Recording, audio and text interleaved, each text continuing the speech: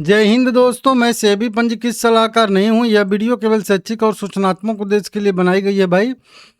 कल रिलायंस इंफ्रा का आया था रिजल्ट और आप लोगों को मैं रिजल्ट अच्छे से समझाया भी था। आज फिर से बात कर लेंगे। आईबीसी स्टेज 1 में शेयर है, 2% का इसका सर्किल लिमिट पहले से ही है। अभी रिलायंस पावर का वोटिंग रिजल्ट आया है। कुछ लोगों की नियुक्तियां होने वाली थी, रिजल्ट स्वीकार करना था, ये सब कई सारे ऑडिटर की नियुक्ति होनी थी।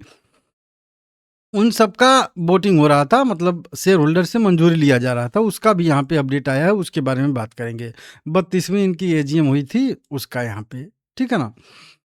रिलायंस पावर से ही शुरू करेंगे। 1% की गिरावट आई है, 23 रुपये पे शेयर जो है गिरते गिरते आ चुका है बिल्कुल लोएस्ट लेवल पे। 1,20,00,000 की इक्विटी शेयर इसमें टोटल ट्रेड हो रहा है। 42% 43% का डिलीवरी परसेंटेज है, लेकिन कोई मतलब बहुत ज़्यादा नहीं है। यहाँ पे देखेंगे हम लोग, जो एजीएम हुआ था उसका जो है यहाँ पे अपडेट निकल के सामने आ रहा है। इसमें कितने लोगों ने भाग लिया? 44 लाख लगभग शेयर होल्डर थे रिकॉर्ड डेट के दिन तक। उन्होंने 14 मतलब जो भी अभी 2 दिन 3 दिन पहले वोटिंग हो रही थी उसमें भाग लिया था। कई सारी चीज़ों पे मतलब कह लीजिए कि वोटिंग हुई थी। ऑडिटेड फाइनेंशियल रिजल्ट स्वीकार किया गया था साल दर साल बेसिस वाला। और इसको भी यहाँ पे अगर हम लोग देखेंगे तो मेजोरिटी से लगभग 80% से वोट इसके फेवर में पड़े हैं और 19% अगेंस्ट में इसको पास किया गया है।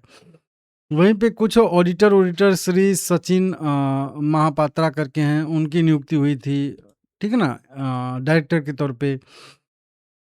उनको भी यहाँ पे देखेंगे 99.18% वोटिंग इनके जो है फेवर में पड़ा है और इनको भी पास कर दिया गया है, ठीक है ना। वहीं पे अगर देखेंगे अपॉइंटमेंट हुआ है सेक्रेटरी ऑडिटर का, तो इसको भी लगभग 99.98% वोटिंग से पास किया गया है।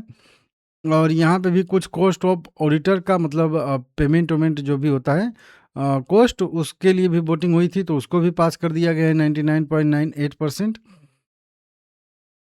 अविनाश गुप्ता करके इंडिपेंडेंट डायरेक्टर की नियुक्ति होने वाली थी, तो उसको भी पास कर दिया है 99.97% के वोटिंग से। ये सबसे मेन चीज़ है क्यूआईपी, क्वालिफाइड इंस्टीट्यूशनल प्लेसमेंट के जरिए जो इशू ऑफ सिक्योरिटी, मतलब कंपनी सिक्योरिटी इशू करके क्यूआईपी के जरिए से पैसा रेस करने वाली है। प्लान कंपनी ने बनाया था बहुत पहले से। 9,000 करोड़ रुपया का ये है टोटल, आप लोगों को बताया था। तभी से सब मैटर गड़बड़ा जाता। जब भी कंपनी फंड रेस करने का प्लान बनाती है ना, तब भी गड़बड़ा जाता है। ये मैं कई बार आप लोगों को बताया भी हूँ। और ये रिलायंस इंफ्रा ने भी 9,000 करोड़ रुपया का उधर अनाउंसमेंट किया था, और रिलायंस पावर ने भी 9,000 करोड़ रुपये का। इसमें दो था, एक 6,000 करोड़ रुपये का और एक 3,000 करोड़ रुपये का था। दोनों मिला के 9,000 करोड़ रुपये दोनों कंपनियां जुटा रही थी। तभी से ये मैटर गड़बड़ा गया है। मतलब जब भी फंड रेजिंग वाला मैटर आता है तब गड़बड़ा जाता है। अभी ठीक है, अप्रूवल मिला है शेयर होल्डर से, अब देखते हैं। तो वहाँ पे हो गया। यहाँ पे नॉन कन्वर्टेबल डिवेंचर नहीं बोला था, मतलब प्रेफरेंशियल शेयर यहाँ पे इशू करके चलिए क्यूआईपी के जरिए 6,000 करोड़ रुपये जुटाई कंपनी, और नॉन कन्वर्टेबल डिवेंचर इशू करके 3,000 करोड़ रुपये, मतलब वही 9,000 करोड़ रुपये टोटल 2 मेथड से कंपनी जुटाने वाली थी। तभी से मैटर गड़बड़ा गया। यही रिलायंस इंफ्रा पे आइए, इसमें भी 67 रुपये पे ट्रेड करा, 2% की गिरावट आई है। ये है इसका रिजल्ट, देखिए अपडेट हो गया। हाँ, कंपनी को अच्छा खासा रिजल्ट मतलब नेट प्रॉफिट हुआ है 768 करोड़ रुपए का। साल दर साल बेसिस पे 300 करोड़ था, लेकिन अगर क्यू एन क्यू बेसिस पे देखेंगे तो 1,600 करोड़ था, जिसमें लगभग 2,500 करोड़ रुपये के आसपास का अदर इनकम था। अदर इनकम तो इस बार भी 1,650 करोड़ रुपये का है, लेकिन ठीक है, रिजल्ट बढ़िया है, अच्छा है। देखते हैं मार्केट सोमवार को कैसा रिएक्ट करता है, ठीक है। सेम इसका भी वही एजीएम हो रहा था 14 तारीख को, और एजीएम का इसका भी अपडेट आ रहा है, ठीक है ना। इसके एजीएम में भी अगर हम लोग देखेंगे तो वहीं लगभग 6,73,000 शेयर होल्डर ने भाग लिया था। 2 प्रमोटर थे, कुछ और लोग थे, ठीक है ना। वहीं पे इसमें भी वहीं फाइनेंशियल रिजल्ट को जो है स्वीकार किया गया था, लगभग 80% वोटिंग इनके फेवर में हुआ है। वहीं पे अगर देखेंगे तो कुछ अपॉइंटमेंट हुआ था, श्री राजेश कुमार डिंगरा करके हैं, इनको डायरेक्टर के तौर पे नियुक्त किया गया है, तो उसको भी यहाँ पे 99.93% से पास किया गया है।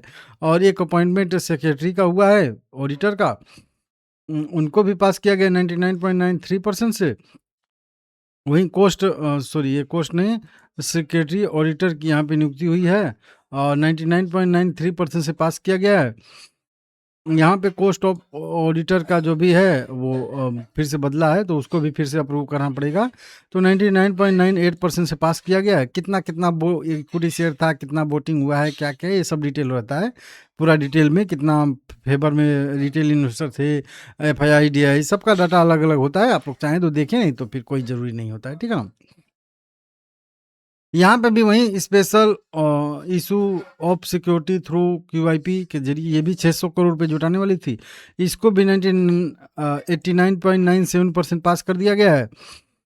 और चलिए ये भी नॉन कन्वर्टेबल डिबेंचर भी ये भी इशू करने वाली थी, तो उसको मतलब सबका जो भी रेजुलेशन था वो पास कर दिया गया। AGM का जो है ये अपडेट आया है, इसको देख लीजिएगा, ठीक है ना।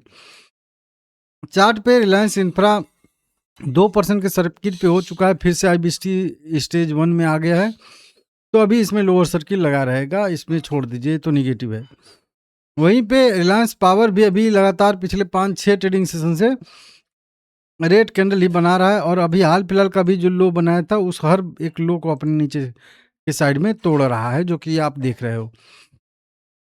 जो ये लगभग सबसे लोएस्ट लेवल था उसके आसपास भी अब आने की कोशिश यहाँ पे कर रहा है। तो थोड़ा सा दिक्कत है, दोनों चार्ट निगेटिव हैं, और ये मैं आप लोगों को बहुत पहले से बताया हूँ, समझाया हूँ। मेरा भी दोनों में निगेटिव रहेगा।